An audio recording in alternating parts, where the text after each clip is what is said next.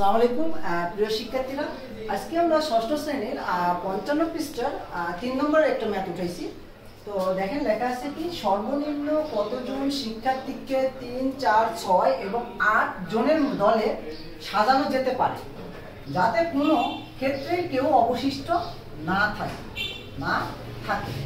ওকে, তাহলে চলুন আমরা শুরু করি। তাহলে লিখি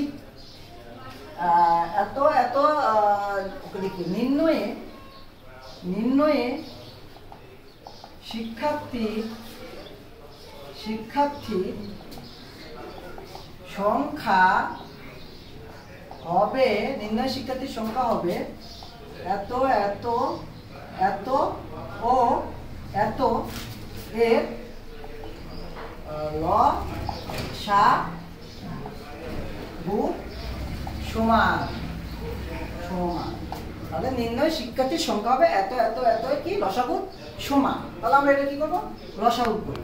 3, 4, 6, 8 লসাগু করলে আমরা কি দিব, প্রথমে জোড় সংখ্যা দিয়ে আমরা চেষ্টা করি, যেহেতু জোড় সংখ্যা আছে। 3 রাখলাম, 2 দুগুণে 4, 3 দুগুণে 6, 4 দুগুণে 8। ওকে, তারপর আবার আমরা জোড় দিয়ে ট্রাই করি। 2 এত 2 দুগুণে 4, তার পরবর্তীতে এখানে মিসিং হয়েছে, 2 দিয়ে করলে আমাদের কি হয়, 2 কে 2 হবে। যাই হোক, 2 কে 2, 3 2 দুগুণে 4। ওকে, 3 দিয়ে করলে 3 কে 3 1, তারপরে 1 আর এখান থেকে 2। তাহলে আমরা লিখি অতএব নির্ণয়ে লসাগু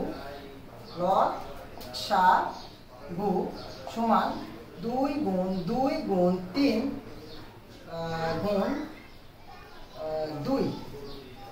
তাহলে 2 × 4, 3 4 12 12 কত, 24। তাহলে 24 একবারে লিখলাম আমরা। তাহলে আমরা কি হবে, এটাই হবে আমাদের কি, শিক্ষার্থীর সংখ্যা। অর্থাৎ শিক্ষার্থীর